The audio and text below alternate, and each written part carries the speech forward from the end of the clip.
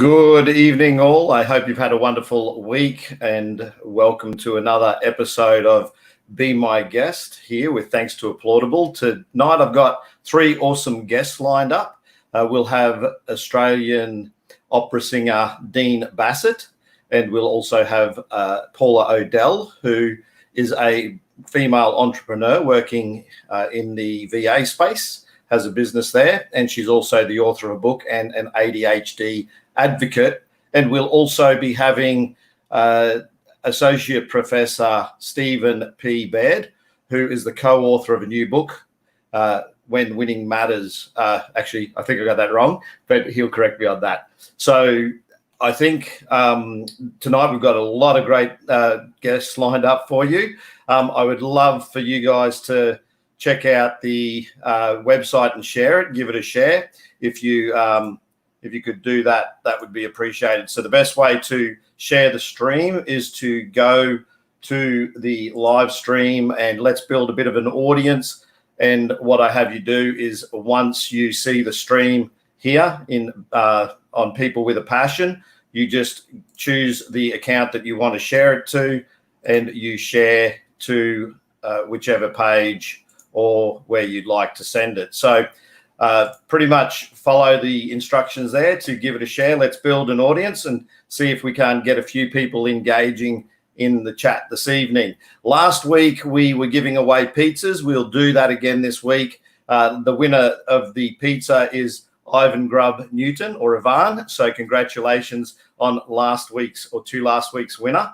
And I hope you have a chance to win this week. All you have to do is like the Facebook page and share this post. And if I see you shared the stream, then you go in the draw to win 2 pizzas, a garlic bread and a drink with thanks to Domino's Australia. Without further ado, I'd like to bring in our first guest tonight, who is from New South Wales. He is an Australian opera singer and singing coach, and he is sitting there quietly waiting. Dean Bassett. Welcome to the show, Dean. Thanks, Craig. Good to be here. So tell us a little bit about yourself, mate. You've been part of the Australian Opera for quite some time. So let's talk a little bit about that journey and tell people some of the operas that you've actually appeared in and what vocal range that you actually sing in. Yeah, thanks, Craig. I was originally Queensland born and bred. Then I joined the Air Force when I was 16. And for the 10 years I spent there, I developed a passion for singing musical theatre. Leading on to that, I realised that was my passion. So I embarked on study at the Canberra School of Music and the Sydney Conservatorium. And in 2003, I was given a number of casual chorus gigs with Opera Australia. And at the end of 2003, I was given a full-time job. So that's where I've been for the last 17 years, or almost 17 years, singing opera at the Sydney Opera House. Little bit about myself. I live on Sydney's northern beaches, and I am a tenor, a Helden tenor. So I sing kind of Wagner, the heavier repertoire. That doesn't go up too high. Comfortable. I'm just getting onto my top C's, which there are a few roles require that. So it's a good milestone to be working on. So you've been in a few operas. So do you want to list some of those operas that you've actually played roles in? Oh yeah, sure. Gosh, I started very small. I used to coin myself as the king of the one-liners or the offstage roles. So you might hear a voice coming from offstage. No one knows who you are, but you got to sing something that you are given the opportunity to sing something anyway. But roles of note, I think the first armed man in The Magic Flute. What else? The peasant in Yevgeny Onegin. But the biggest roles I've ever covered, I've covered Don Jose in Carmen, which was awesome. I didn't get a chance to go on. And I was most recently covering I have also covered Siegmund in Die Walküre, which is part of Wagner's Ring Cycle, and also covered Thrall. I was supposed to be coming up to Brisbane actually to be performing Thrall at the end of this year, and covering Siegmund, but the COVID-19 thing happened, and Opera Australia unfortunately had to cancel that because we just couldn't get up there.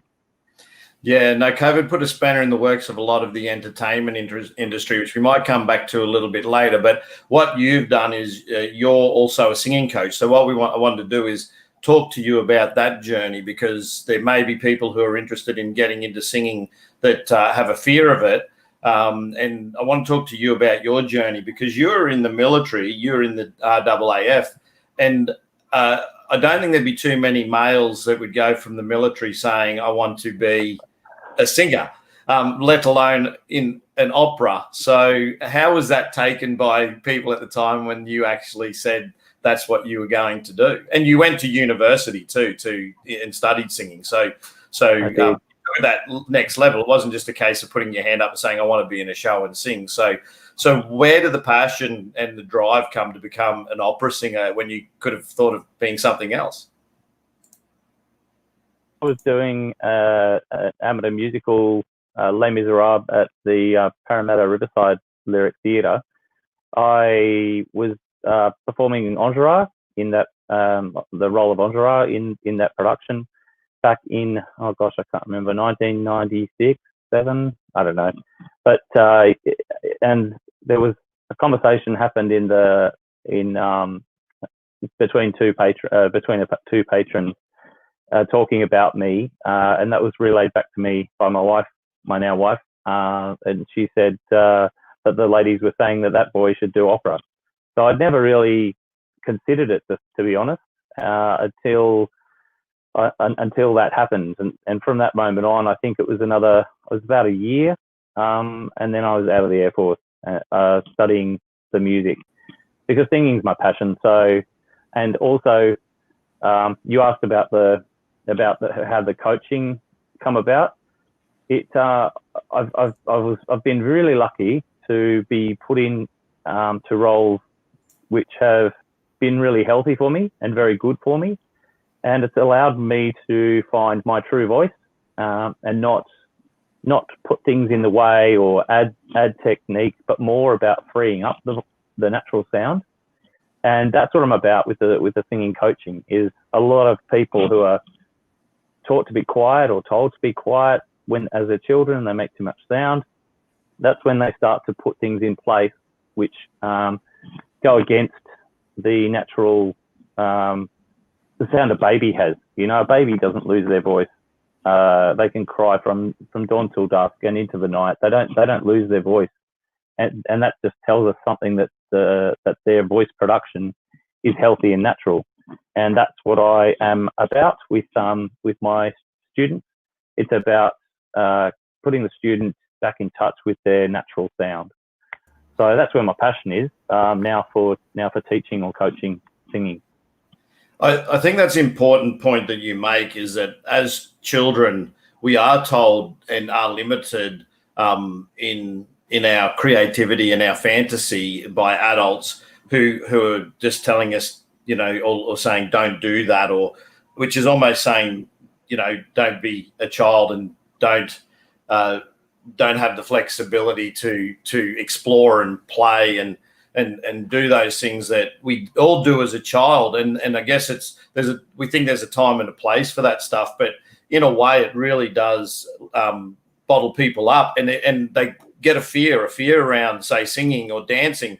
I know that I was a break dancer when I was 10, and you know, you didn't have anything limiting you because you're a child and you just loved doing that. But as I got older and a teenager, it become less acceptable for a male to be dancing, you know, like as a dancer and those sorts of things. You start to limit yourself around your peers and what people think about you. And when you've got adults telling you not to do something or suggesting something, they can actually, destroy people's dreams. So the fact that you went on to become an opera singer, when you said singing was a passion, is huge to do that as an adult. And one of the common things I find with speaking with people with a passion is they actually, a lot of them have taken on their child's play as a passion. So the people who have broken through and said, hey, I'm not listening to the adults in the room and I'm going to do what I love, tend to go on to do their passion, whether it be singing, music, and they might pay a price in the arts for that. They might not make a lot of money, but they're doing something they love. But let's talk about the singing coaching and everything, because you've started 2 Facebook groups. Do you want to tell us a little bit about those Facebook groups? And if there's anyone there with a question who would like to shout out to Dean and ask any questions around, pursuing music as a career and or singing, whether it be opera or just singing in general, then please ask questions. We are taking questions from the audience. So do you want to talk about the Facebook groups and how they've come about and why the separation of teachers and students? Yeah, sure. Thanks, Craig. When I first started my venture into Facebook group, I thought I had this idealistic thought that, let's put teachers and singers all together. And then what I realized was that it really could be setting the cat amongst the pigeons, so to speak. So I quickly discovered and then changed the name of the Facebook group. They've had 2 different incarnations before what they are now. So I recognised that I wanted a safe place for students to chat with other students and possibly be put in touch with the right singing teacher for them. Because I have been confused in the past when I've been singing and being taught, and it's I haven't really. There's nowhere else to go, and I feel like that having a place where students can ask questions of each other and get some of their other people's experiences that could well help their development and not have them turning themselves away from singing or pursuing the singing lesson. The other one that was I Want to Sing, Pangea. The reason I chose Pangea is because I don't think we need to be limited by given what's happened to the world with the pandemic. I just feel like we shouldn't limit ourselves from having some kind of singing lessons from people from other countries. I know of a lot of opera singers who probably aren't ready for bed straight after a performance, who may well like to teach someone on the other side of the globe, and that's how the time zones would work out. The other one is the Voice Connection Pangea, and that was also with the idea of a supercontinent global type movement where teachers, there already exist these teacher Facebook groups, but I just wanted to start my own so that I can pass the work on and sort of match the student from I Want to Sing to a teacher who I feel like they might be the right fit for that student. So there's a questionnaire about, like, tell us what you're looking for in a teacher, and I feel like that is the best way to empower the student to find the right person, or find someone who's close to the right person for that student. So, as you may be aware, I've got it behind me, I'm a basketball coach. So you're a singing coach. So I want to ask a little thing about a comparison here. So I work with a lot of athletes, and those athletes will work with a lot of coaches over the course of their basketball career, if you want to call any playing career that, whether it be earning income or not. One of the things that I see in our sport is a lot of people get attached to the people that they work with, and they're worried about, I think almost worried about people damaging the work that they feel they've done, whereas basketball is such a broad space for us. I just remind everyone it's a game, and that there are so many different ways to skin a cat when it comes to skill execution, and that something I teach might not be something that another coach teaches, but I encourage athletes to go and be exposed to everything and work out what works best for them. Do you see that same sort of thing with your singing, that there are coaches that are latching on to singers, and is that healthy for singers, do you think? Well, it's healthy for the teacher as long as they've got good students who are performing well, because that is their promotion. They can say, oh, I taught that person. So it's kind of their advertising, basically. So yes, it's good for the teachers as long as the student is receptive to what the teacher is imparting. I think if a student finds the right fit for someone, regardless of if a student's happy to be owned or in the stables of our teacher, then that's great. My personal philosophy is that if you can get something else from someone else that's going to benefit you, then you shouldn't be made to feel guilty about seeking that out. And that's the reason I made the I Want to Sing Pangea group, the Facebook group. There's anonymity with that one. It's a private group. Teachers are not really, they're not welcome there. Not to spy or anything like that, but like it's a group for students for the purpose of talking with amongst themselves about their experiences. In the sort of, not the bylaws, but the rules of the thing is it's not to have a go at any of the teachers. It's just all about providing constructive sort of analysis, I guess, of their experience, and also as a platform for finding a teacher themselves. So yes, I agree. I do agree with you that some teachers or coaches, whatever term you like to use, may kind of be possessive of their students, or athletes.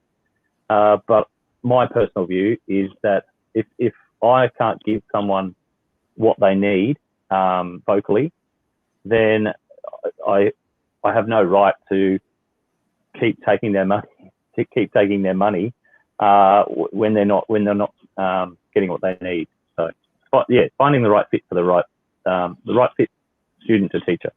So it's very similar correlation to the way that I operate Ausswish. That I say that Ausswish isn't for everyone, nor is it for just anyone. That you've got to have the right fit. That normally the first 8 weeks of my program is to determine whether we're the right fit for each other, both coach and athlete. And there's going to be situations where some athletes are going to be more receptive to other coaches than they may well be with me, and that's fine. I have no issues with that. My biggest concern would be if I had an athlete and they stopped playing the game and I turned them away from the game. Yeah. And I don't believe I've ever done that. And if I have, I'd be petrified to think that I had. But I think I'm more happy just to see that they're doing something. And even if someone says, oh, look, I'm leaving the sport to go and play another sport, for me, that doesn't worry me neither, because at least they're actively involved in something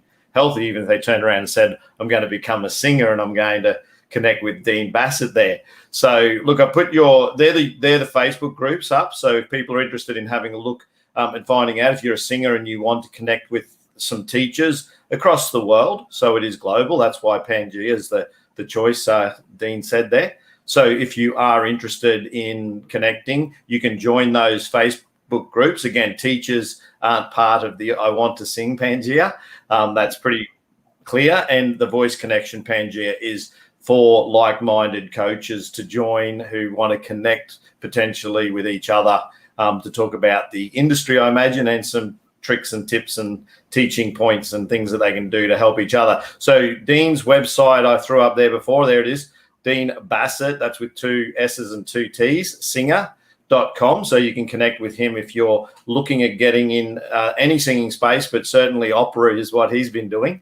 So I'm sure if he can help you connect with the right singing coach, I'm sure he'd do that as well. By the sounds of things, that's what you're about. So look, I really appreciate you being here tonight. And you actually might not know this, but you know my next guest. People don't know, we went to school together a very, very, very long time. So I've been to one opera that you were in, and my next guest is going to join us here. But what I'm going to actually do is bring her in, and I'm going to duck out, and we're going to let you guys say hello. And I'll give her a little bit of extra time, but I want you guys to see if you guys can have a little bit of a catch up here. So I'm just going to back out. But Paul Rodell, Dean Bassett, a bit of a school reunion there. Hello. Hi, how you going? I'm good. How are you? Good. Wow. Okay. I've not seen you in a while. No, my goodness. So you're teaching opera singers now. Well, I during the pandemic, it's been necessary to think outside the square, and I always I had one student during do a HSC year last year here in New South Wales, and I got a buzz every time she came into the room, and she was better. She sang better, and she was happier within herself. So when she came in, she was happier when she left the space, left the singing space, and that brings me more joy than any money, any financial gain. It's just absolutely. Yeah, I know I'm doing it for the right reason, so yeah. I think that's good. Yeah. Are we in a breakout room, or is this live still? I have no idea. I think we're live. You guys are live. So we're lucky we didn't say anything bad then. Hey. There you go. So especially nothing about me. So yeah, that's right. So look, I just thought I'd connect you guys live, and that's good because you both talk, especially talking about what Dean does there. So it's probably a good segue into you, Paula. But Dean, take care with everything you're doing. I hope that you connect with a number of singers, and feel free to share this stream. We're live streaming for another hour and a half. So if you jump on and you want to share it, so people will get it from the start as well on your page when it finishes. So appreciate your time, mate. I'll let you duck out and take care. And hopefully COVID will be a thing of the past soon, and all the entertainers will be back entertaining us. So look after yourself. Let's hope.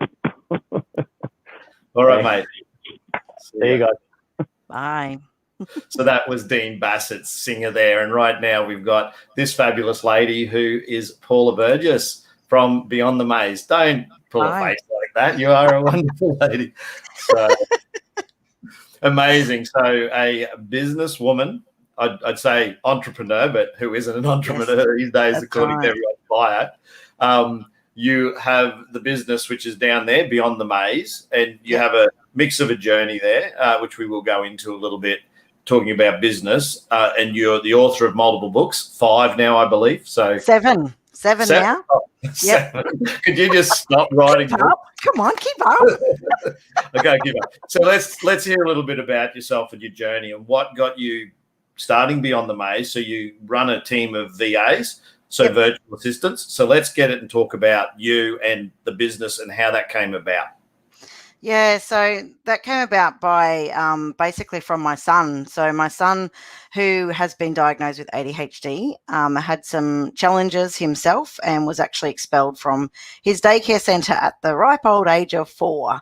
So it sort of came a necessity for me to be able to juggle work with his needs going into school, and I decided that I needed to really work for myself, otherwise I would be known as the world's worst employee. So I then started my own business, and I had a background. I do have a background in financial planning, so I then just started a business doing administration work for financial planners. And after sort of about a year, financial planners are traditionally very quiet between the December-January period, and I sort of had to branch out my business to cover that time of year when the work wasn't coming in. So I then decided that I would sort of help other people with their administration. And that was 7 years ago now. And now I'm got a team of 6 coming up. And we all do VA work for various different practices. So, yeah. So for those who don't know the advantage of virtual assistants, do you want to explain what they actually do and why someone would actually need your business? And while you're doing that, I'll actually throw up and scroll through your website. So while you explain what you guys actually do. Sure. Yeah. So a virtual assistant is, think about a receptionist, for example, that you might have in your office, answering the phones, taking appointments, doing general administration. That's the kind of things that we do. And we offer all the admin, customer service, reception. So we have, at the moment, we have about 21 clients that we answer phones for. And most of those clients, when their clients call, they don't know that we're not actually in their office. So we just like a normal receptionist, and we're doing everything that a normal receptionist would, and a lot of the back-end admin. So I've got a variety of different clients. Mainly we work in the allied health and the financial planning space, obviously, but generally with the sole business owners, they might be by themselves, or they may have one or two other therapists or specialists in their practice with them. So it's just basically, for our specialty is admin, reception, customer service, and we're moving into the marketing and social media field as well now. So you've built your team up over time, but for a period there, as you're writing your books, you were using the VA to build your other brand, which was in the ADHD space, and it was beyond the maze, but you sort of overextended yourself, and you went through a period of adversity where you're questioning whether you would actually literally come back actually, yes, as a business. So now you got 6 employees again, you face COVID as well. But do you want to talk about how your business decisions can impact you, that you made a decision that then impacted you adversely, and then almost, if I can say openly, push you to the brink, but how you've since learned from that?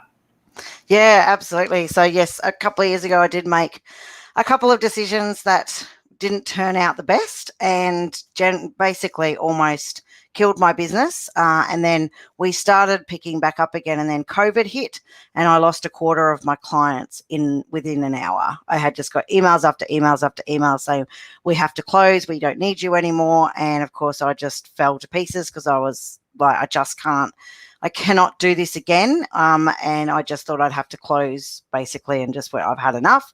But JobKeeper kicked in. So for us, it kind of saved our business, and now it's sort of moving along very nicely. So I've learned now to just take things a little bit easier.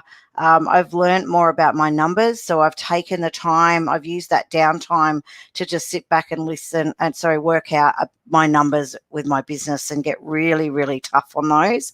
I'm a numbers girl. I love numbers. So I don't know why I didn't do that in the first place. So just learning about numbers and learning my capacity and listening to my gut as well. So I did sort of go off a bit off the radar and sort of chase the ADHD coaching stuff, because that was where my passion was, and where I really felt that people needed help with, because I was going through that journey myself. But then my son sort of matured a little bit, and we didn't find we needed as much help with that anymore. And I found myself sort of moving away from that and back into the business space, and really sort of put my eye back on the ball, so to speak, and move things forward. So now I coach other people in the same position as I do, where they're trying to run a business around their neurodiverse kids.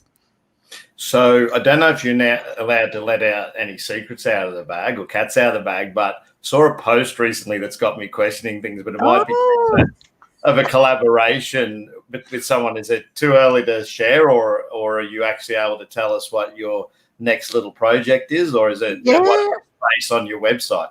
Look, I could probably share with the audience. Deb might kill me. So my collaboration is with my publisher, who is a very dear friend of mine now. So she's from Disruptive Publishing, and we're going to be doing just a bit of a podcast together. So it's in the very early stages, and we're just moving along with that and planning it all and what our topics are going to be. But basically it's going to be called Business and Books, because that's our two specialties. And we're very excited about it. And we had a photo shoot done the other day, which you would have seen. And we'll be releasing that very soon. So, yes. So that's pretty cool. But here's what I will say to you. If you're going to start an Australian podcast, then make sure you join my network. Because as you know, at the start of 2020, I established the, let's throw it up there, the Applaudable Network. So Applaudable Podcast Network, which is a group of self-produced creators who own their own rights to their podcasts, but they actually, and there you can see me, look, be my guest. Yep. So that's actually up there because it's a new one, but you'll see that we've got a number of different topics there. We've got pharmacists, millennial nurse there. So obviously people with a passion addressing mental health, and a couple of other podcasts there. Some of those are between seasons, but if people haven't checked out the applaudable.net, which is spelled with an I, applaudable.net, the Applaudable network that I established start of this year with a number of awesome people. So if you're going to do a podcast, you better sign up and become a self-produced creator where we cross-promote and audience share. So that's the core of what Applaudable actually does there. And while I'm promoting a little bit of self-promotion, I may as well throw in the People with a Passion YouTube channel too. So if you haven't yet subscribed to People with a Passion, please take time to subscribe to the YouTube channel and check out the videos up there. There's 2 seasons of People with a Passion now. You can see some of the videos displayed there are doing quite well. So if you're someone that wants to find out about people's passions, then check out People with a Passion on YouTube, and you can hit the subscribe button and the notification bell to be advised when people new interviews are actually uploaded. So of course you've subscribed. Of course. I have. Good. Definitely. Right. So the VA stuff, you said you've sort of been working in a bit of a allied health sort of space, and also what other areas do you think if people are in business, especially during COVID where they may have lost staff, yep, what is the benefit to them of maybe connecting with an organisation like yours to have some of your staff pick up the slack and help them? Well, definitely we see most of the benefit being with like the virtual reception side of things. So, if your phone's not ringing all day and it's only, you might only get 5 calls a day or something like that, then having a virtual receptionist to actually answer that means you don't have to have a receptionist there from 8:30 to 5 o'clock, Monday to Friday, and you're paying full-time wages. Whereas with us, you can start for, something, like a couple of $100 a month, if depending on how many calls you get. So that's really where we see a lot of benefit, especially in the allied health, when, we have a lot of psychologists, and during COVID, psychologists are really busy at the moment. So we have a lot of that sort of area, and we answer phones for them, make their appointments, do any reschedules, take care of cancellations, anything like that. So that's a real benefit. And then also too, like I'm moving more into the online business manager space myself, and I have my team doing my VA side of things. So the online business manager will work with you and help you develop and grow your business and move it forward, because we can sort of have that person that we want to be accountable to. Whereas if we don't have that person, you can sort of just start fluffing about and not really having a direction that you're going. And especially at the moment with so much going on and you're not really sure where to take your business, just having someone to bounce those ideas off can make a big difference. I'm going to throw 2 questions at you. First one is about, it may well be a decade ago. I think you said it's almost a decade ago since you went in on your own. I think maybe 2012, 2013. Was that around the time? 7 years. Yep, 7 years ago now. So I want to take you back to then and look at your headspace at the time you decided to go into business, when you had been working in a job that you obviously realised for yourself was at the time dead end. I guess you had worked your way relatively up to where you could go. Do you want to talk about looking back, whether you thought at the time it was a tough decision, but would you change anything? And what advice would you give to someone now with COVID who may be potentially looking at starting their own business? Yeah, I definitely wouldn't change anything. It gave me the absolute flexibility I needed around my son. And that was what's important to me, still is to this day. And if I start thinking about giving up or changing and going to get a job, I always go back to how he's going to cope with that, and that I can't be around there for him. And for those that are just going out on their own, they're thinking about it. Some people I know have lost their jobs, and now they're going, well, it's hard to get a job now. Let's just start out on my own. So they may not have the backing of financial to be there. They just have to do it out of necessity. So if you have the luxury where you can save up some money and have that money there while you're starting off, then definitely do that. If you don't, then get out there and do it. Network with people, which is really, really important, and something that I honestly hated doing. And I've learned over the last 7 years to really develop that skill. But getting out there, like, don't be afraid to network. When you go to those networking groups, everybody's there for the same reason, to get their business out there, and just talk to people about starting business. You know, you can come over to my website. There's some resources on there that you can help you set up for business. I've got heaps of YouTube videos coming out soon. And just getting prepared, have a look, know who your target market's going to be. So do your research and really get specific on who you want to work with. And I mean, get very specific. Some people go, oh, I'm just going to help everybody, but everybody's not going to bring anybody. If you get specific, it's going to start bringing people. And then have a mindset that you're going to succeed. Don't go in there going, oh, what if it doesn't work? If you bring to your mind that it's not going to work, it's probably not going to work. Whereas if you bring to your mind that it is going to work and it's just going to be successful, then you'll have hurdles along the way, absolutely, but there's more of a chance that you'll be successful. Your husband was very supportive of your decision too at the time, from what I understand. So that helps to have people in your corner, and he's been a strong advocate of yours and obviously your son. That's why you're married to him. But one of the many reasons. But the thing is taking that leap, and I liken it to literally jumping in the deep end, going into business. I know my own journey over 11 or 12 years ago, 2008, just before the global financial crisis. Interestingly, I went into business on my own, but I did much the same as you did. And I remember had a discussion, I think it was 2012, around the time you're talking going into business, we catch up for our decade coffee. Yep. Once every decade. So, and I remember that conversation, and I feel it's one of those things that I know that working for other people when I was young was important, because I learned so much along the way that I know I wouldn't have been able to do what I do today if I hadn't have been employed. But gee, I wish I had the knowledge and the ability to do it sooner. And one of the biggest misconceptions I found is this concept of employment security, and the concept that you think because you work in a job that your employment is secure. But I think this is a perfect example with COVID, is that it actually isn't. And that is a huge problem. And one of the interesting things about being self-employed is when you work for yourself and you're in control of pulling the own strings that bring in the revenue, you actually realize that you're in control of your destiny. And when I'm going to use a swear word here, so the shit hits the fan, as you experienced, you just pivot.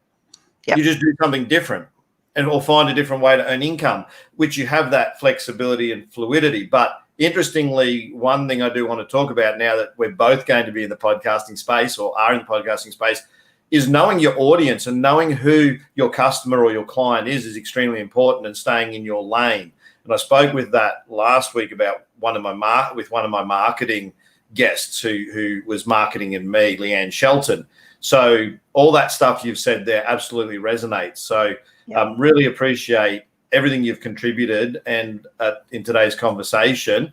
Make sure you do it again. Before I do bring in my next guest, we've still got a couple of minutes. So is there anything you'd like to say to the guests around business during COVID, and things you found that have worked for you to help you stay A, motivated and positive, and B, things that you might be able to give those that are in business some ideas around what they might be able to do to help them? Yeah, definitely. There's a few things that I have definitely used during the down times. And at risk of sounding woo-woo to some people out there, I am heavily involved in meditation. And meditation, I'm actually writing a book at the moment, which is around meditation saving my business. And it got me in the right headspace that I needed to. Setting 90-day goals. So looking at your business not as a year goal or 2 years, just 90-day goals, and breaking down those 90-day goals on what you need to do each week or each fortnight to get to those goals.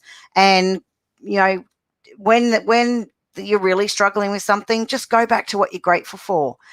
Go back to just 3 things a day, even what you are grateful for, and get your mind into that feeling grateful and happy about just anything. And that can just be having a roof over your head, or having some food in the fridge, or anything. Because when times are tough, just go back to what you're grateful for, because we can really get stuck in the bad things, and it just can keep revolving and spiraling down. Yeah, and that's really, really good advice. So there's the website on the screen, beyondthemaze.com.au. As you were speaking, you would have seen I threw up your website as well. So as you said, there's resources up there. You're starting a podcast soon, which is absolutely brilliant. Podcasting for me is the future. It's the democratization of radio, and basically gives people a platform to share their knowledge instead of listening to the mainstream all the time, who have the same experts just saying the same stuff all the time. So appreciate your time tonight, Paula. Thank you. And hopefully we'll catch up in the next decade for a coffee. Yeah. Yes. Thank you very much for having me. It's been great. No worries. Take care. All right. Thanks, Craig.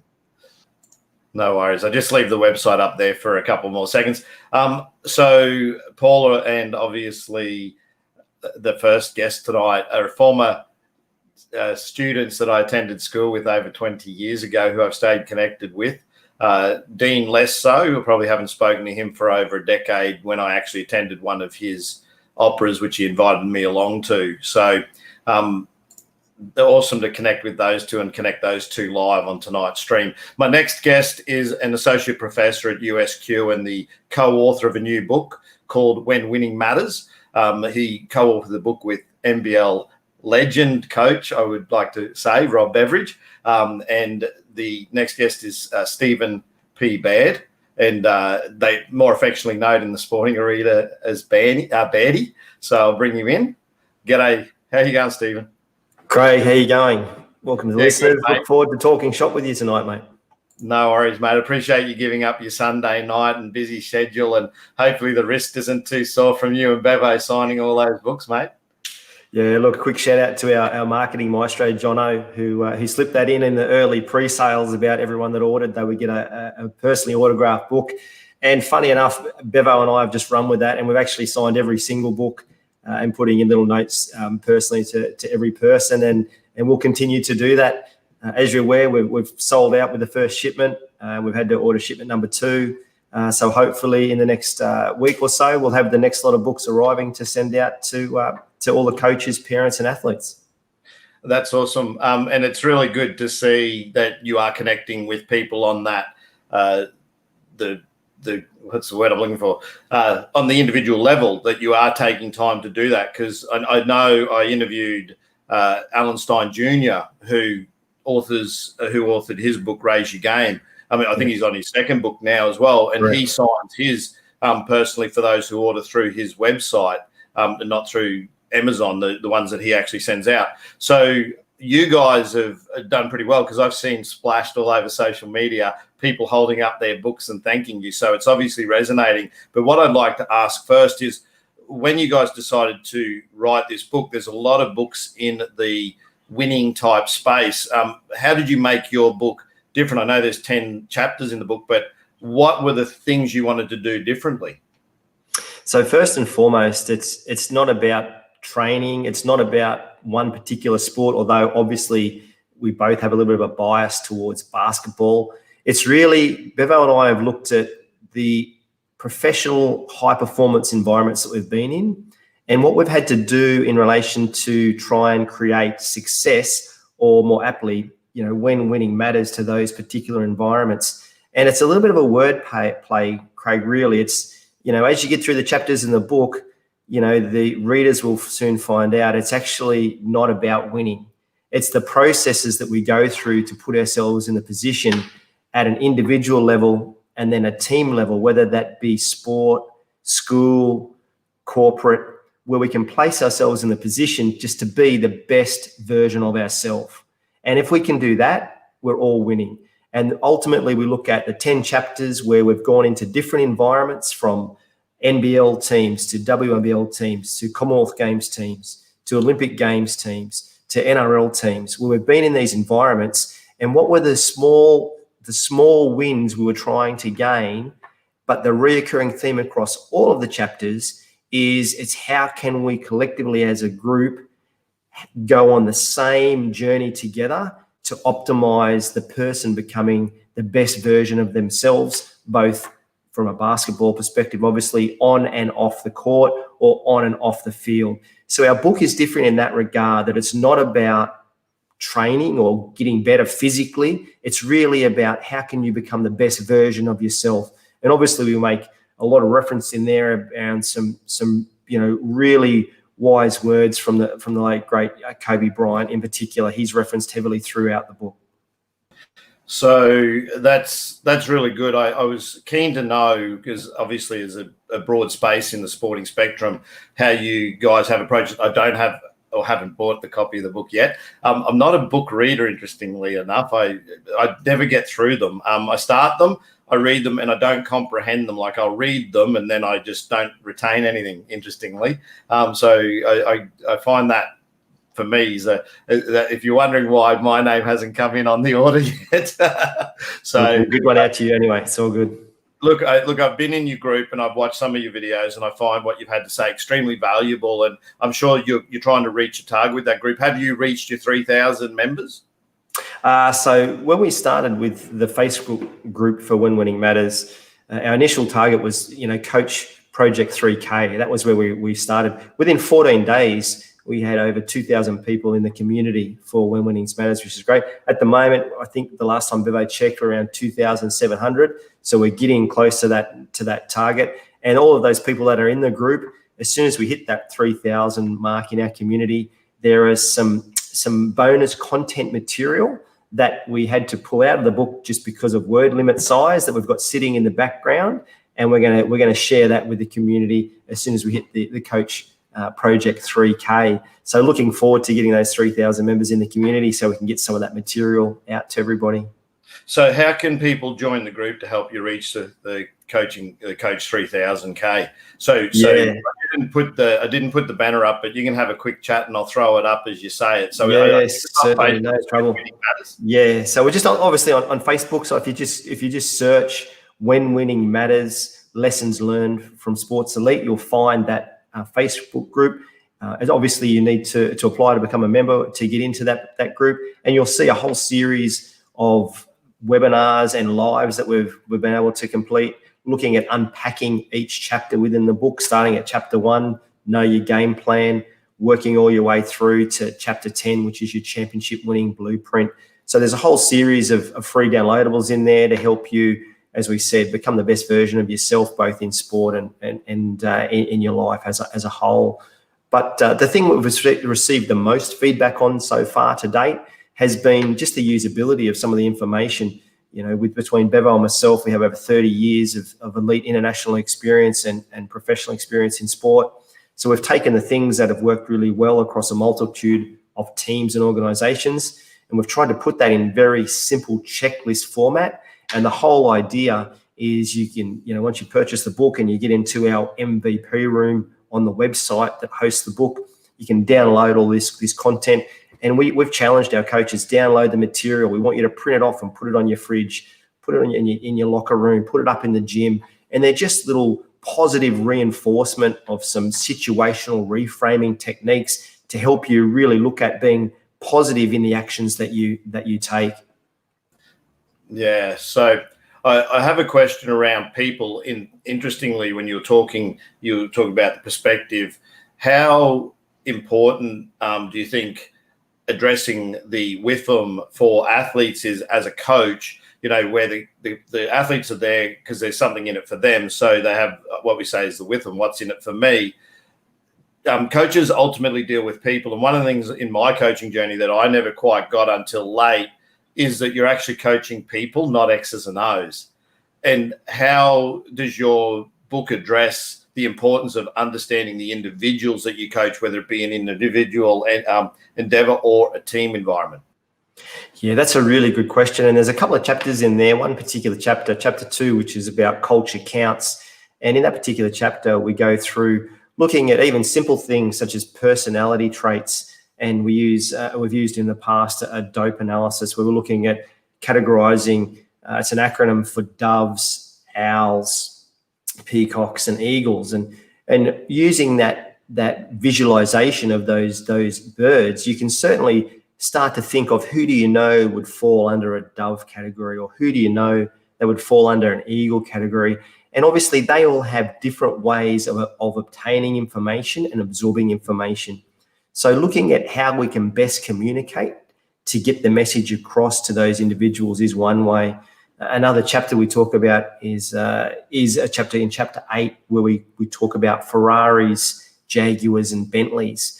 And for us, it's when we're dealing with a team, it's really about athlete clustering. So, for example, I might have my young bucks or my development players, they're going to be my Ferraris. So I'm going to train them slightly differently than I would, my seasoned players, my 5 to 7 year players who have been in the league for some time. And yet I'll train those guys differently to how I would with my, 10 plus year vets. So how I would train particular players, and obviously Andrew Bogut and David Anderson wrote the forwards for the book. So how we would look at training those guys that we would categorize as Bentleys would be different in our strength and conditioning and their recovery strategies they may use compared to how we would train, say, a young Ferrari in his first year in the league. So once again, it's really the individualization to knowing your group and looking at what can they do personally, what do they want to achieve with their professional development in their professional pathway transition. My previous guest, you may have heard mention the goal setting approach and the meditation side of things that she took to her business. And one thing when I was speaking with Alan Stein Jr., I said that business and sport are very similar in that they're both like games, like literally games. That business is a sport is probably the way I presented it at the time. So she talks about goal setting and the importance of setting, small goals and achievable goals. So how does your book actually address the concept of goals and also time management? Something I noticed with my athletes is they're not very good at managing their time. So does the book look to address those topics? Yeah, it certainly does. Chapter 7, we talk about the 1%ers that count. And ironically, I just want to pause for a moment and give a shout out to Dr. Joe Lukin. In particular, I spoke to Joe and have worked with Joe at my time at the Townsville Fire in the WNBL. And Joe was actually the person that I spoke to first when I was thinking of putting the concept of the book together before Bevo and I then went on the journey of writing the actual book. And I know in my dealings with Joe at the Townsville Fire, and I've been an admirer of her work for quite some time, when you look at those areas around what we included in asking athletes, and a lot of the material in our book it's not according to the world of Bevo and the Bird. This is what the athletes have told us they feel work best for them. And when we look at the 1%ers that count, we identify 7 key 1%ers that the athletes tell us they think make a defining difference to them for their performance to become the best version of themselves. So I said there were 7 of those particular 1%ers that count. The top 5 1%ers in that group are all psychological strategies. And some of those are around mindfulness, areas such as goal setting, determining your future self, obtaining your highest self. Now, if we look at those, the one that is the very beginning, so the number 1% that counts that we deal with in the book is actually goal setting.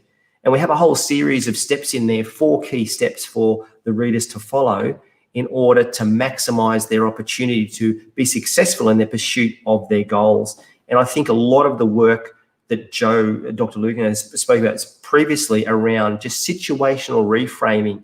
And even if you look at, some of the greats, so particularly, Michael Jordan, and, I've taken over 9,000 shots, I've missed over 9,000 shots, all of this sort of stuff. But it's not deemed to be that he hasn't failed. He's being positive in his approach to learn from experiences. So when he is placed in those positions, he is in the best position to be successful in whatever that may be. And I know Dr. Joe often talks about the then and when approach. So when I look at, what is it I need to do? Okay, so I'm hopping in the car, I put my seatbelt on, I hop in the car, then I put my seatbelt on. So it's like every morning we need to make what we do, these habitual small changes to ensure that we place ourselves in the best position to be successful. But when you look at things around goal setting, that's the number one place to start. Yeah, so I actually interviewed Dr. Jo Lukins when she released her book, and that if, when, then strategy I've actually applied to my diet. So excellent. So for those that want to check out that interview, it's up on People with a Passion, and she is an amazing sports psychologist and has helped with the Cowboys in the NRL, yes, as well as the women's NBL, which you mentioned. Yeah.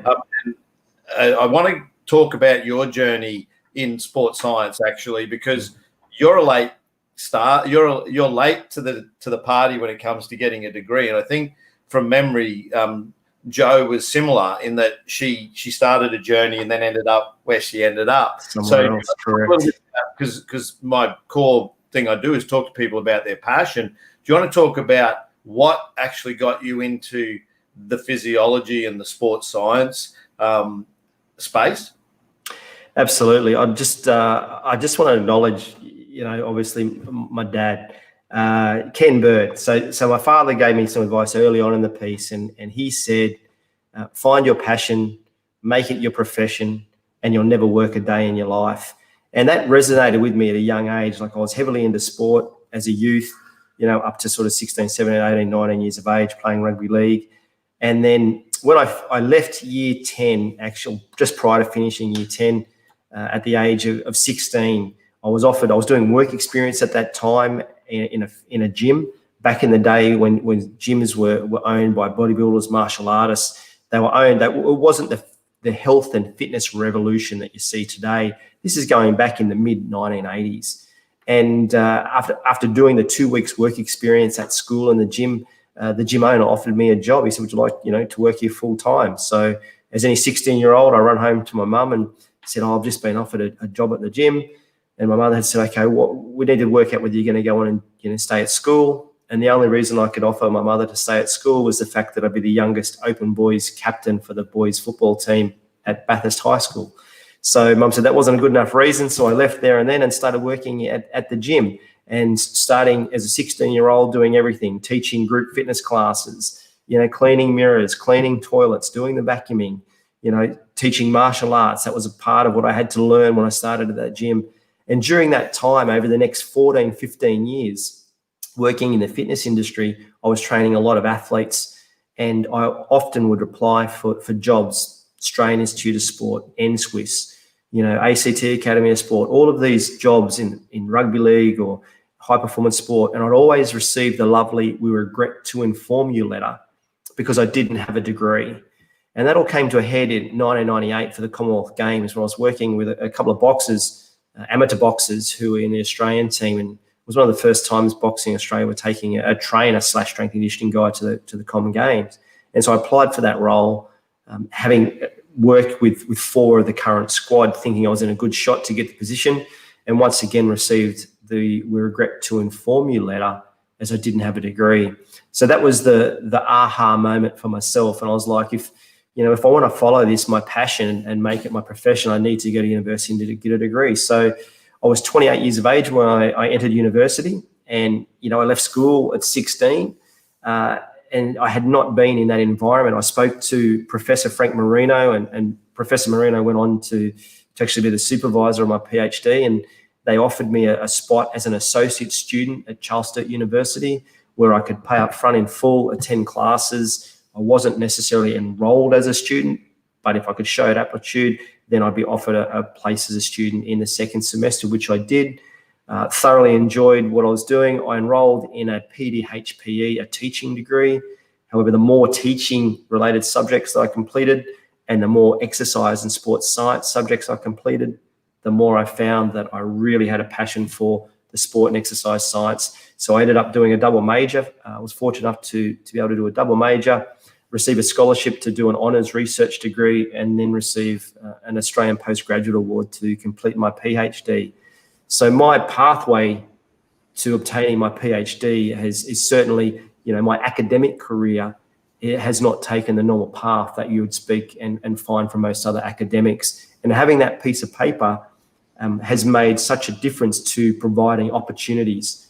2 Olympic Games, 9 World Championships, 8 World Cups, 1 Commonwealth Games. Those opportunities are all linked to, being able to, fortunate enough to attend university and graduate, and then try and align that with the significant practical experience that I had already obtained in that previous sort of 16 years. Yeah, it's interesting. I wanted to bring that up because, and I think it's great what your father said to you around passion. Not everyone gets to make a job from their passion. And I get asked, a lot of people don't have purpose. And because I've chosen passion as a topic to talk about, I find it intriguing because I've always chosen to do things that I absolutely love. And it's always a choice. And to me, it's for the exact reason that you said is if you're enjoying what you do, it's not work. And absolutely everything I do for me is just is actually fun. So like whether I'm doing, like I do all sorts of things, like obviously this, graphic design. I've worked probably 8 or 10 years in the graphic design industry as a pre-press operator. So I love that creative side, did radio, journalism, all that sort of stuff. And obviously basketball, which is I've been married to it for over 30 years. I absolutely love the sport, thus our connection tonight. So I love the narrative, and I do appreciate you answering that question, but also for those listening who are contemplating a degree later in life, because it is a challenge, but it's equally as rewarding to set that goal and achieve it. And you just indicated how much your life actually changed by making that choice. And that's what happens is life changes when you make a choice. I've got a couple of shout outs here. So I'll go to this one because you're going to recognize this one. So, yeah, there's my the first half of Bevo and the Bird right there. So I'm sure people can see that one, but it says Birdy is one of the most passionate people I've ever worked with. His enthusiasm is infectious and has inspired me and many others. So a nice compliment there from, I say, an NBL legend himself, but let's get him back in the NBL as a head coach, get some more NBL teams in to help him develop the league too. So Rob Beveridge, your co-author of When Winning Matters, who I believe had a podcast too tonight. So I don't know if he's waiting or he's finished, but I will get Bevo back on at some point to talk about what he's up to too, no doubt. So shout out to Rob Beveridge and hope he's well and hope his podcast went well tonight. Otherwise, he may well have joined us. So I have a question here too. So I'll bring this one up, and I hope that I'm sorry if we made you wait for the response to this question, but we've got Brett Davis is asking, in sport or business, would you try to change a mindset of a person or find a way to work with a mindset to suit the culture of an organization? I think that's a pretty good question. How would you respond to that? Yeah, look, I think it really depends on, does the culture fit your set of values and ethics first and foremost? And if you've got those two things aligned, then definitely it's around, any resistance is usually due to a lack of knowledge. And we talk about fixed mindsets versus growth mindsets. And when we talk in the business or sports scenario, and speaking specifically from a sports perspective, where we've had initially athletes unsure of why they're doing what they're doing. So if you really look at, know your role, do your job, that scenario, and they understand the meaning of why they're doing what they're doing and how that attaches them, because we need to attach this person to what they're trying to achieve individually and as a group. And I think if you can make that connection, then you're setting that person up to be in a position where they think that their contribution and they feel their contribution is going to be most valued.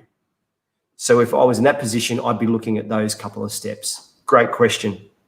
Yeah, I think it's an awesome question as well. And you just added some more things I now want to ask too. So thanks, Brett, for that. Because you just mentioned, the concepts of values. I want to talk a little bit about within organizations, values, principles. And another thing that I've identified myself is expectations, that a lot of people's disappointment in an outcome is often attached to the expectation they had going in. So do you want to touch on, within an organisation or any sort of team structure, how you manage values, principles, expectations? Absolutely, that's a really good question, and I'm going to refer everybody. And if they don't know this person, I'm going to challenge everybody tonight to look them up. The guy's name's Inky Johnson, I-N-K-Y Johnson. Look him up. Inky's whole philosophy is around, now if you go and look him up, you'll see he was a superstar stud college gridiron player who had some significant adversity affect him. And I'll leave you to go and look him up and follow his story. However, what Inky talks about a lot is it's about the process, not the product. And I think when you look at culture and values and principles, you really need to define for yourself what is the process that you want and how is that does that process meet your values and your ethical approach to moving forward to be the best version of yourself. And I know in the organizations I've worked in, the most successful organizations have a high degree of clarity around the organizational structure when it comes to their core values. So I think that would be the key for me, that all the organizational staff across all levels of the organization know their job, know their role, and they have a very clear understanding of the core values, which obviously then links to the mission of the organization. If you can do that and allow the staff to feel engaged in that process, and most importantly, that their contribution to achieving and meeting those core values is such an important part of that process, you're going to have employees that are going to be lifelong employees.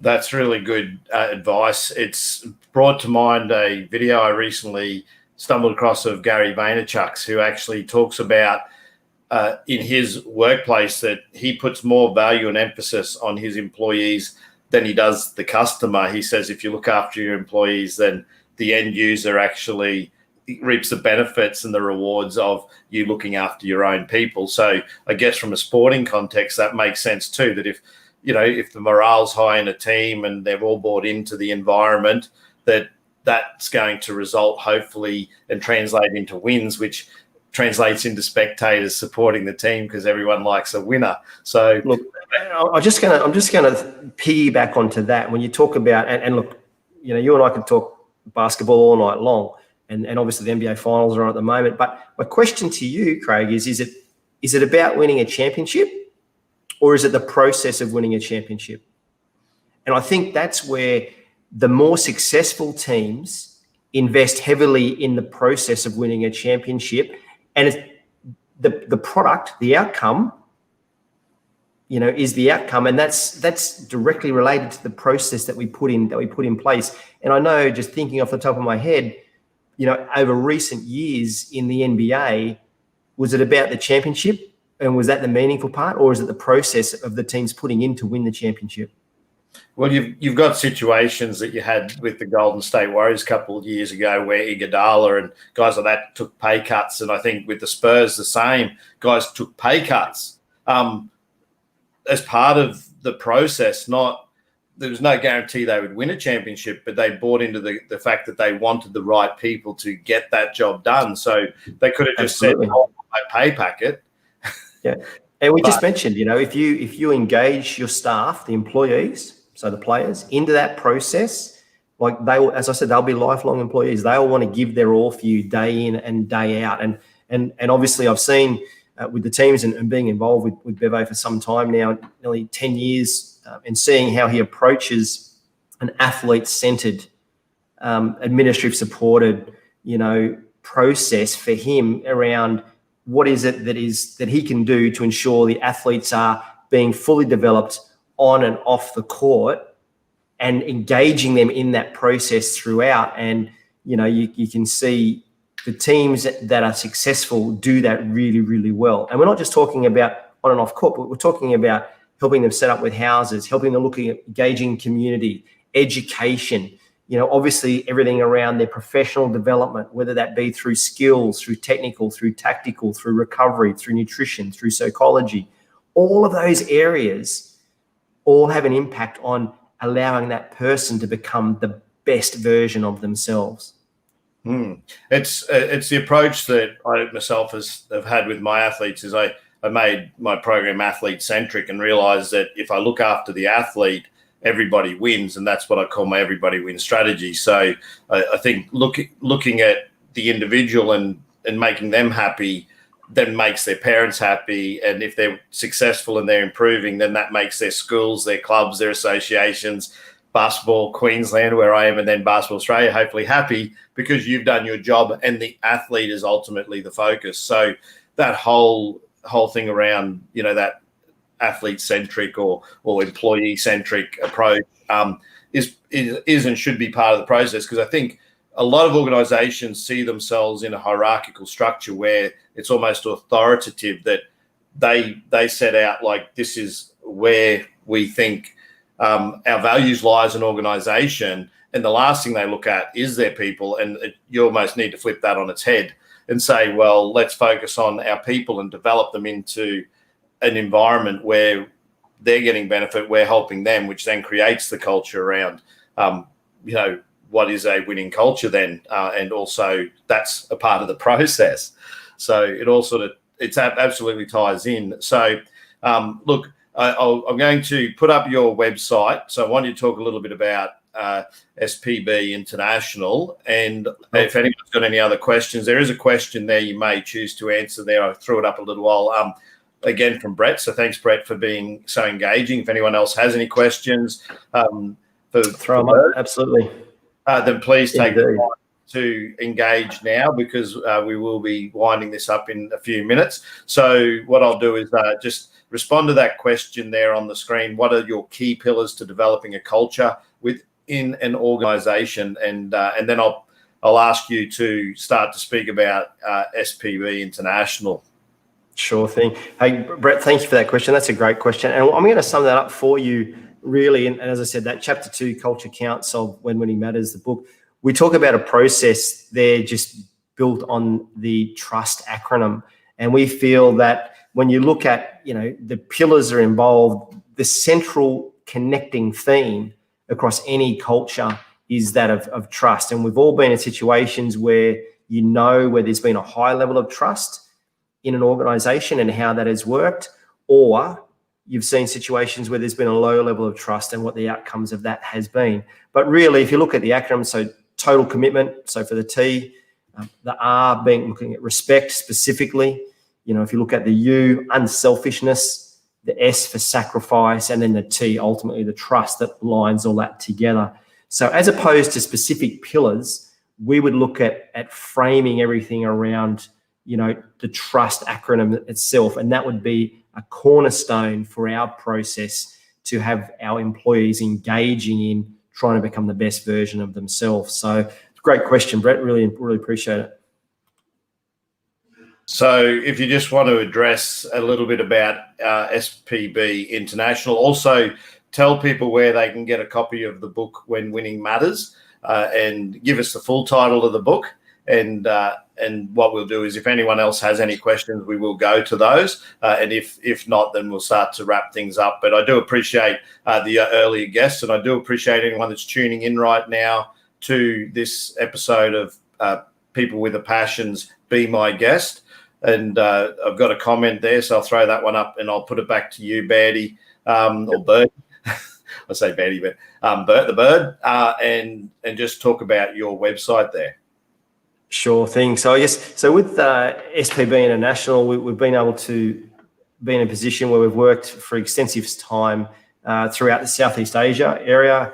I've been involved with the Indonesian sporting organisations for quite some time now, going on 10 years. So with the Ministry of Sport, the sports federations, and the Indonesian Olympic Committee, and been fortunate enough to head up 2 Olympic cycles, one cycle in 2008 for the Beijing Olympics, and then most recently in 2016. You talk about the book, there it is, it pops up there. So if people want to purchase, they can just click on the Find Out More tab, and that will just take you to the shopping cart, and you can just purchase the book directly through through the website. But really, we're talking about passion, and my passion really is performance science and looking at all the disciplines that go into performance as a whole. So whether that be the physical, whether it be the psychological, whether it be the nutritional, all right, whether it be the recovery status, whether it be biomechanics, whether it be just anatomical and anatomy. So my passion is really performance as a whole, and really how we can use performance science systematically to integrate our existing knowledge to try and promote a greater performance within athletes as a whole, and whether they be anywhere on that athlete spectrum. So talking about our pre-elite youth athletes that may be transitioning into academy programs like the Western Region Academy of Sport, for example, so a pre-elite youth program for 14 to 18-year-olds, moving from pre-elite youth programs into elite national youth programs, moving from elite youth programs into senior programs, and then obviously looking at the representative pathways as they go forward. But really for us, SPB International has been one of the passions that I've had for some time, and you can certainly jump on the website and have a look. My contact details are on there, so more than happy to take any questions through there. And the other passion that I have, I'm very fortunate, is that I can combine this obviously with my academic roles as well. So at the moment, with my associate professor role at the University of Southern Queensland, combining my two passions of performance science and the academic roles in sharing knowledge with students and seeing them progress throughout their journey. So I'm very fortunate. I have a very supportive and loving family who allow me to invest a significant amount of time. As we've already said, it's my passion, so I don't really find it a work, but it does take away from other areas of your life. And I have a very extremely supportive wife and children who allow me to invest my time into, obviously, when winning matters and trying to watch people grow and develop, become the best version of themselves. That's awesome. I really appreciate your time tonight. We didn't have any other questions there, and I'm sure that the book will do a lot better than it's doing. It's going to keep going because you got your second run coming and you're signing those. So if people want to get hold of them, there's the website address down on your screen. Make sure you go check out the website. If you want to join the When Winning Matters Facebook group, they're trying to reach the 3,000 coach milestone, then by all means do a search of that. And you do have to ask for an invite to that group, but I'm sure that that'll be well received. So feel free if you want to ask any questions and you're watching this video after time. This is the first time that Be My Guest has been on at 8 p.m. So the audience hasn't been as receptive as I'd hoped, I must say, tonight on the live stream, but hopefully we'll be able to share it across socials and get the word out there. So if you are watching this tonight or watching it after the fact, then by all means comment, and I'm sure that Stephen can go and look at those comments and will reply to those as well. So I really appreciate it. If you want to get hold of me, you can see the ticker down there on the screens going through the process. But I'll say a good night to you, to all those that have joined in. I do have another comment there. We'll see what that is. We've got a thank you there. So looks like you've got a sale. No worries, Brett. So, and thanks for joining us, Brett. I appreciate it too. I'm happy you're enjoying the show tonight. And to all those that have watched and given us a shout out, Bevo and Greg Brown as well. I do appreciate you guys tuning in to this When Be My Guest, and go and check out that book, When Winning Matters. But thanks for your time tonight, Stephen, and look after yourself, mate. Mate, look, really appreciate what you're doing and providing a platform for people, to share their passion with everybody. And just a quick one to everyone, all the listeners out there, look, everyone just stay safe. Those that have been in lockdown, look after yourself physically and emotionally and mentally. And if you need to, obviously, there's the Are You OK and Beyond Blue on those sites. So if you're struggling at the moment with what's going on in your life with COVID, make sure you reach out. Thanks, mate. Take care. So awesome guest tonight. I enjoyed hearing from all of them. I hope you equally enjoyed the show as much as I did in asking the questions and presenting these awesome guests that we've had on tonight's show of Be My Guest. If you want to be my guest, then you can also join in as well. I'll put that up for you, how to be my guest. So you should be able to actually, it's there somewhere. I think you just connected there. It's down there somewhere. So also don't forget to subscribe to the YouTube channel. If you have not yet checked out the YouTube channel, all these editions of Be My Guests are going up on the channel, so you can check them out. And also any previous episodes are also up there. I am cutting the featured guest, which tonight was Stephen P. Baird. So if you want to check his episode out on its own, then by all means go and subscribe to the channel. And if you missed the live streams, the last guest of each live stream show will go up as their own People with a Passion episode. So I do appreciate you guys joining us tonight. Much love to all those, and also to Cheryl, who missed the live, but she's just got back from the gym and she'll watch it later. So shout out, Cheryl. Thanks for your support as well. And I've just got to try and find where I put these banners. So here we go. There we go. So if you want to be my guest, you can send a message with your bio and links to mail@applaudable.net, and you can pitch what your passion is and how you feel you'd bring some value to those that are watching. So appreciate your being here tonight. Make sure you like the Facebook page if you haven't done that already. And also don't forget to subscribe to the YouTube channel. Appreciate your time for being here. It's the most valuable resource you have. So I hope you have an awesome week. So all the best, and hopefully next week you'll be my guest.